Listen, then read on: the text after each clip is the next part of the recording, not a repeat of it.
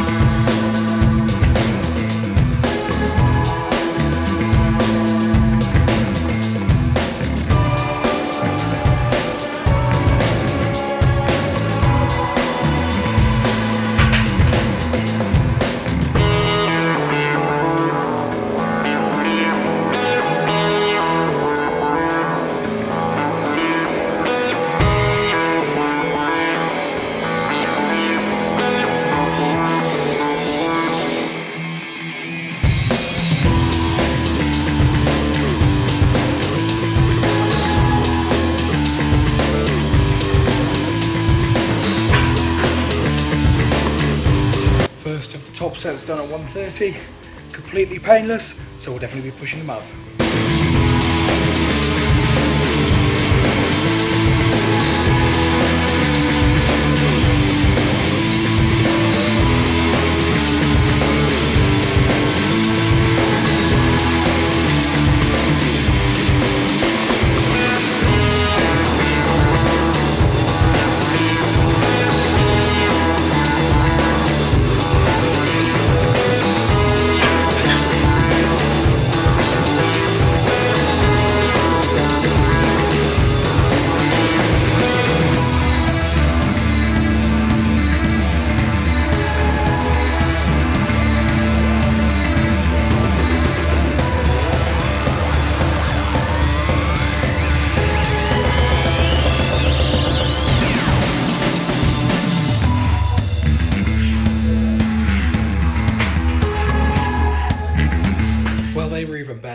expected, to be honest. Yeah, really, really good. Pushing from 130 up to 140, then up to 150. Every single set felt the exact same. Zero worries in the knee, literally no pain. So yeah, I think I'm ready probably next block to go back to regular squatting, which is really, really nice to hear basically, as I've missed it, and I've missed push pressing as well. So getting back to it will be really, really nice. But anyway, once we have done the box squats on a normal leg day, we do something like leg press, some sort of heavy rep movement, either leg press, or we do pause squats, tempo squats, something a bit like that, RDLs maybe. But with this knee issue, I try and keep the knee bending to an absolute minimal. So we will follow that up with good mornings. And good mornings are something I used to do pretty much every leg day when I was on the come up. So as soon as I started gymming, I don't know why good mornings were my go-to leg exercise back in the day, because they're fucking horrible, to be honest. I hate them, but they're a really, really good movement for firing up the glutes and hamstrings. They just don't feel particularly pleasant. So if you don't know what a good morning is, essentially it's like a deliberate quarter squat. It's essentially, the best way I've heard it described is it's an RDL, but the bar is on your back instead of in your hands. So if you can imagine that same movement you do with an RDL, just with a bar on your back as if it was a back squat, that's sort of what a good morning is like. But if you don't really know what I'm on about still, I'll show you some of my top sets now in a little montage.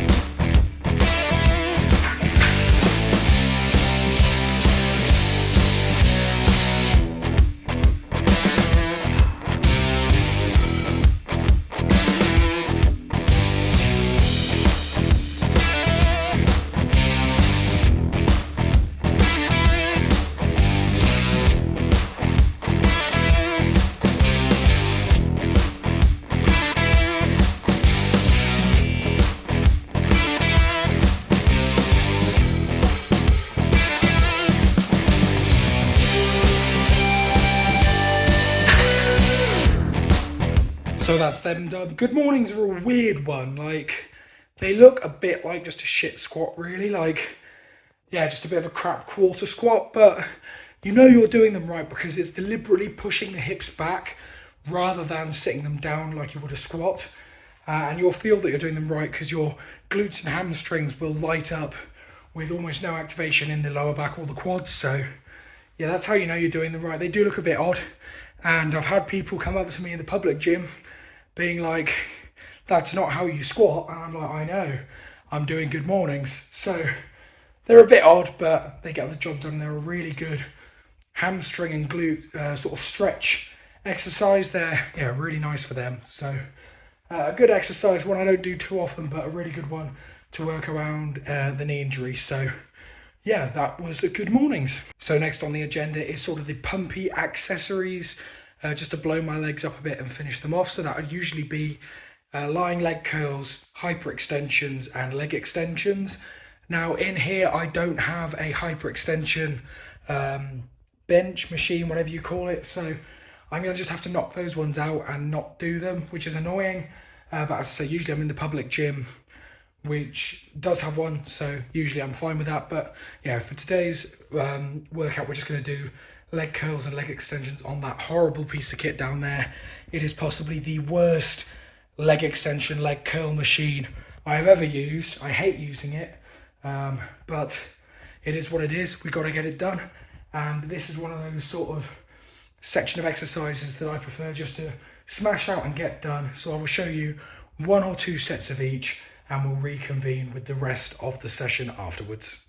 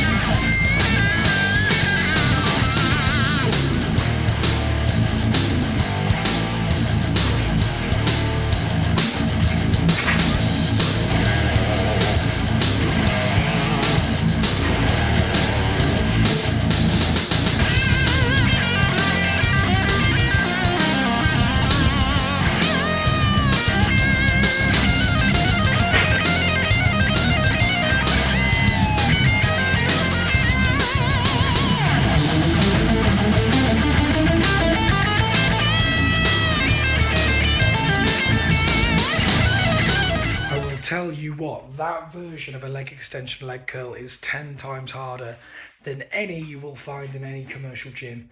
It is horrible. I've had to put my knee sleeves on the foam rollers because they are so uncomfortable on the front and backs of my legs.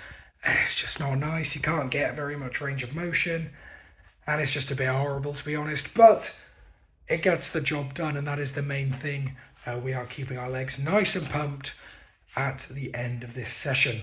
We have got 2 more things left to do in this session, one of which is a bit of core work with some planks, and then we're going to do a bit of grip work with some single arm barbell holds. So planks are planks, and you can probably hear my voice is going, so I'm going to try and speed through the rest of the session. So yeah, not going to show the planks on screen, or on camera rather. I'm just going to smash through 3 sets, 30 seconds, nice and easy. Everyone knows what a plank is. Not the most glamorous, not the most entertaining, so we'll get them out of the way and then we'll move on to the single arm barbell holds right at the end of the session. So single arm barbell holds, the probably hardest grip variation that I do. They're a bit of a pain, to be honest. So the difficulty with them is that because you're holding a barbell with one hand, it is so long that it either likes to rock forward or rock back, depending if your hand is directly in the center or not. So it is quite tough to balance it, and it's a lot of wrist strength and grip strength to keep that locked in and stop it from swinging forward or back. It's really quite hard, and a lot of the bars that I use in the main public gym don't have a center nail. This one does, so it makes it a bit easier, but a lot of them you sort of have to guess where the center is, so it is a bit harder to get that balance. But it's as simple as just picking the bar up and holding for a couple seconds each side. Try and get 10 to 15 seconds, and it will really improve that core stability and that grip strength in each hand, rather than relying on one hand to take over from the other one. So that concludes, hopefully, our final leg session where we are working around the injured knee. It seems to be back to full health now, so we can get back to fully committing to pushing our limits a bit further on the squat and the push press without too much fear. So yeah, really good one. Hopefully it's been insightful for you guys to see just how we are working around that knee injury. My grip's gone now. My lower body, especially my hamstrings and glutes, is completely fried. And I'm feeling good, I'm feeling positive. The fact we can still get so much work done, even with an injured knee, is just amazing. It just proves that you can work around pretty much anything, and you shouldn't be using an injury like that as an excuse not to train, because you can always do something, and just getting blood moving around the body is going to help that injury heal quicker. And as long as you're sensible, not doing things to aggravate it, it will heal up and be good as new before you even know it.